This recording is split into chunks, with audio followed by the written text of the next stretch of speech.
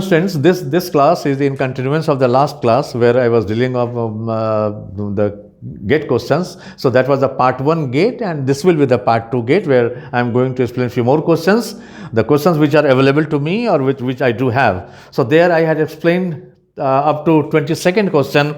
Now the question number 23. So 23 says that suppose a country has a floating exchange rate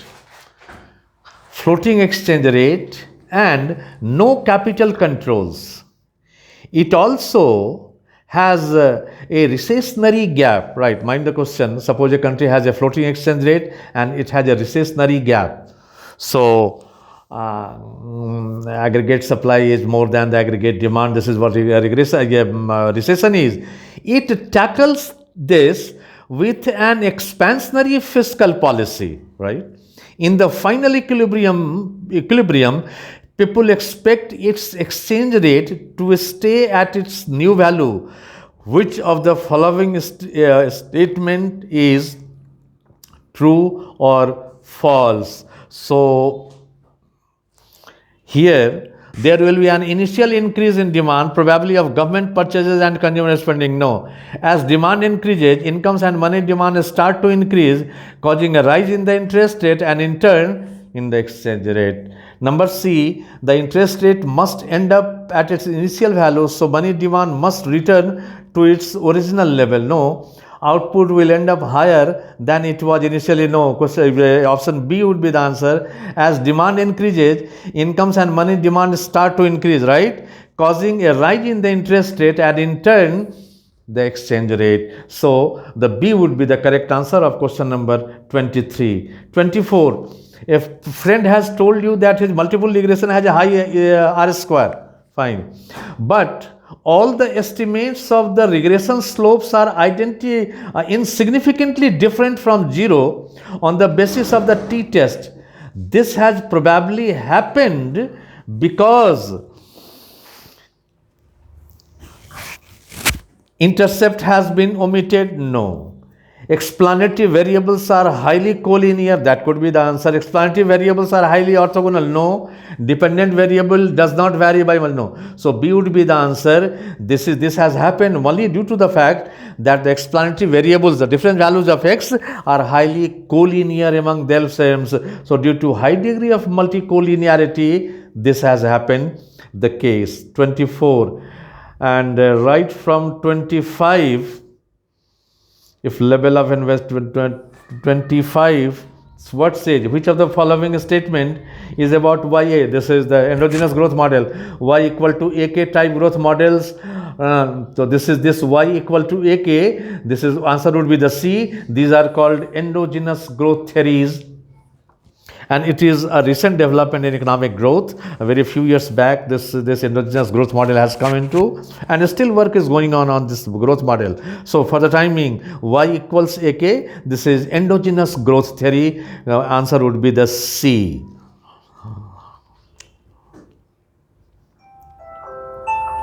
Now, this is a test. Now the question number 27, here it has a matching problem. Big push theory was given by the Rosenstein-Rodin. Knife edge problem, Harrod gave this thing. Golden age, John Robinson, and golden rule of accumulation, that was given by Edmund Phelps. So asked in the net too. This question was equally asked in net. So that was the 27. 3, probably D would be the answer. 2 would be the answer, yes. So for the question number 27, D will be the answer. Now the question number 28. To test mu barabar mu 0, mu equaling mu 0, a single mean test, and mu is not equal to mu 0 in case of a normal distribution with following mu and where sigma square is unknown, H0 is rejected if, yes, so a slightly numerical work has to be shown for here. This says mu is not equal to mu 0. We use the Z statistic, x bar minus mu by sigma upon root n. This is a standard error of mean. Standard error of mean. Now,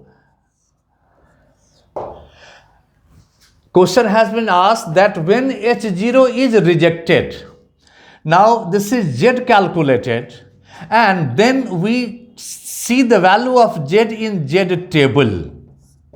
Now H0 is rejected if X bar minus mu is larger than, this goes there, so sigma upon root n into Z value. So if this happens, null hypothesis is rejected. If this inequality is reversed, null hypothesis will be accepted. This is what. Now, this question number 29, we have the per capita income distribution of supposing 9-10 people, and we are given the value of poverty line, and this poverty gap ratio is being asked. So poverty gap index has this formula: poverty line minus average income of BPL family and whole divided by poverty line. In our question, we are given poverty line as 25,000. Now, this is the average income of 10 families. We have added up all the income and it has been divided by 10. Then we have got the average. So, this is poverty line minus average we have got from the data, and this is poverty line. This comes to 0.008, approximately 0.01. Maximize profit. So, we have to maximize profit. Demand is 5Q and cost is Q square plus 4Q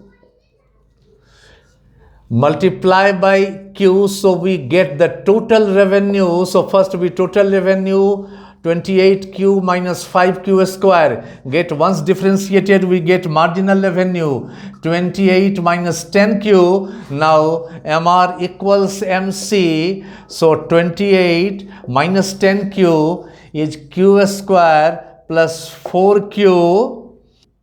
Total cost. So definitely marginal cost would be first order differentiation 2Q plus 4. This becomes marginal cost. So 2Q plus 4.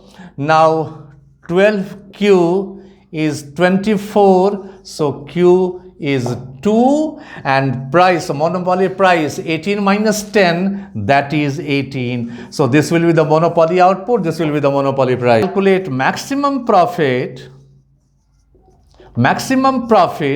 So the maximum profit, that is TR minus TC. So 28 minus TR minus TC. So TR minus TC 28 cube minus 5Q square TR and minus TC Q square plus 4Q. So 28Q minus 4Q, 24Q, or minus 5Q square or minus 5Q square, 6Q square. You put the value of Q as 2. So 24 into 2 minus 6 into 2 square. So 48 minus 24, maximum profit is 24. This is what from question number 29th onward, there is no option. So you have to solve the question, you have to get the answer, and you have to just provide the answer. See, people must have solved in honors and postgraduate. Simple difference is there, for solving this type of questions you were given 45 minutes. In this exam, you will be provided maximum 2 minutes. This is the difference. But the standard and then the level is, this is what. So this type of question has to be solved. Now, for question number 31, for a binomial distribution, probability given, right? The formula for mean and variance, and that could be calculated for binomial distribution.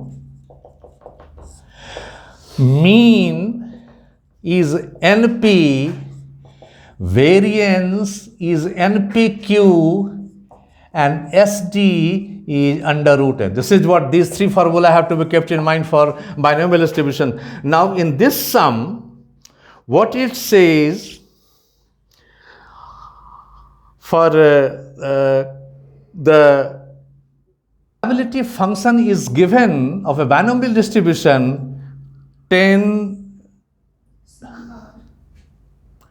CR 0.5 to the power 10 minus R, 0.5 to the power R and 0.5 to the power 10 minus R. This is NCR P to the power R and Q to the power N minus R. Now, from this distribution, it is apparent that N is 10, P is 0.5 and Q is 0.5. So, variance is NP cube 10 into 0.5 into 0.5.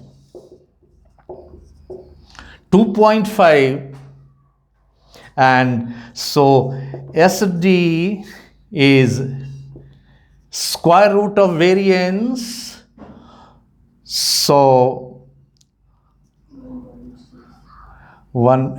approximately 1.6. So this would be the standard deviation and this would be the variance, and if mean would have been asked, then this is NP, so 10 into half, that is 5. So mean is always greater than variance for a binomial distribution. So this is mean, this is variance, this is SD. Now in question number 3, we have the data of GDP at current price and GDP at constant price. So GDP at second column after year, GDP at current price, it was nominal GDP, and the GDP at constant price, this is real GDP. So the growth rate is real GDP by nominal GDP into 100. So through this formula, you can calculate growth rate of any year. This is what here we have to do. Ratio of real GDP and nominal GDP and into multiplied by 100. This is what we get the growth rate of an economy. And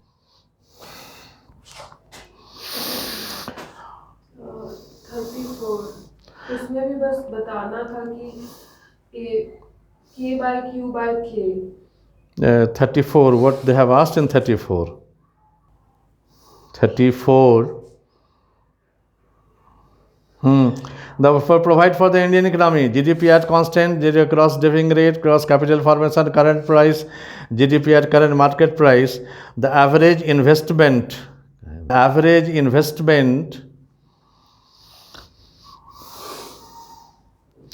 ratio in percentage for the period 2011 to 2089. Probably we have solved this question.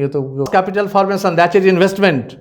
Last column, gross capital formation at current price. So this is the investment. So first of all, we have to calculate the average investment, and then for the growth rate, we put the family ratio for the period itna to an average investment ratio. So we get the average last column, and this average of the last column has to be divided by the total of the last column. This way we shall get the average investment ratio for the period. So first off, we get the average of investment, that is we sum up, we get the average, and this average has to be divided by the total, then we get the average investment ratio for the term. Regression lines, we have to calculate the mean of x and y, that is the x bar and y bar. So for this, you must be knowing the theory, the very theoretical part of this question, that both regression lines passes through the intersection of both means.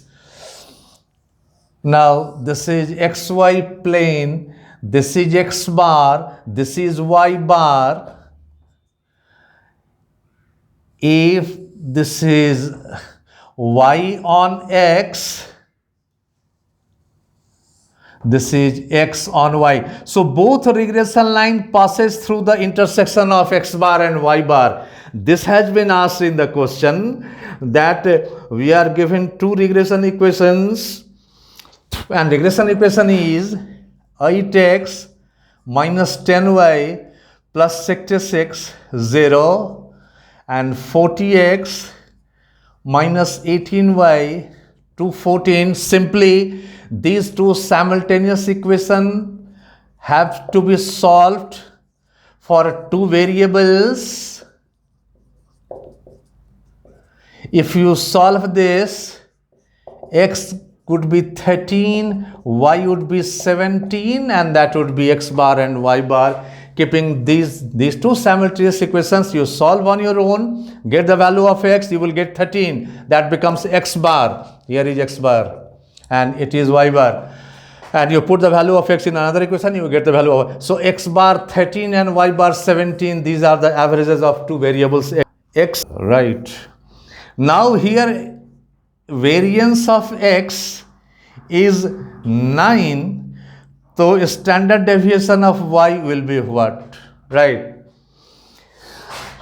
The first equation is y on x probably. Y on x